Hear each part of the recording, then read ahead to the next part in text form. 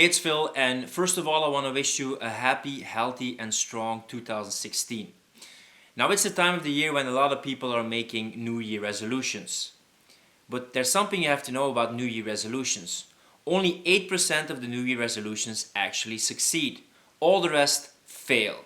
So, I thought it would be a great opportunity to make a video series that give you some insights on how to achieve your goals faster and make your goals more attainable in 2016.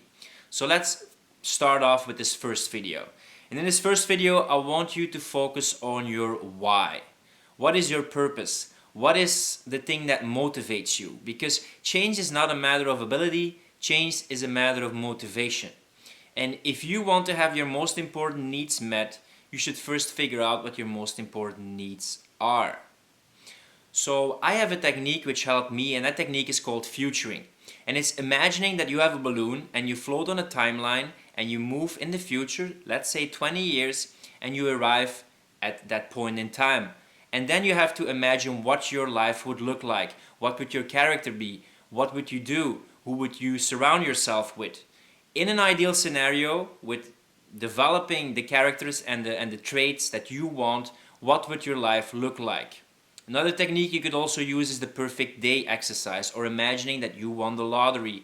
What would you be doing? How would you be? How would you communicate? How would your day look like? Just try to make it as specific as possible, to dream as big as possible. Preferably write it down, because writing down is one of the most powerful techniques, to get things really straight and let your creativity flow. Now, why is this big picture and this purpose and this imagination really important? Because a lot of times what we think we can get is determined by the place where we are. When we imagine a future, we bring the present into the future.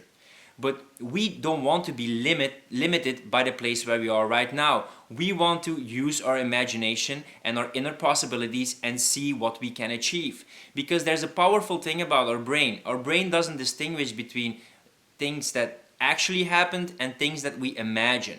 So we don't want to bring the present into the future, we want to bring the future into the present. And that also has something to do with theological causation.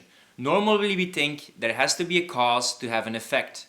But if you imagine the effect, it's almost like there's a gravity pull of that vision towards the place where you are right now. You will be triggered to pay attention to the things that are in line with that big picture, that big vision that you have. So that's the first exercise that I want you to do, to really think big, what do you want to achieve, and then go from the future and go back now and really pay attention to the things that have changed and that really are important to you. In the next video, we will try to narrow it down and get more specific. See you in the next video.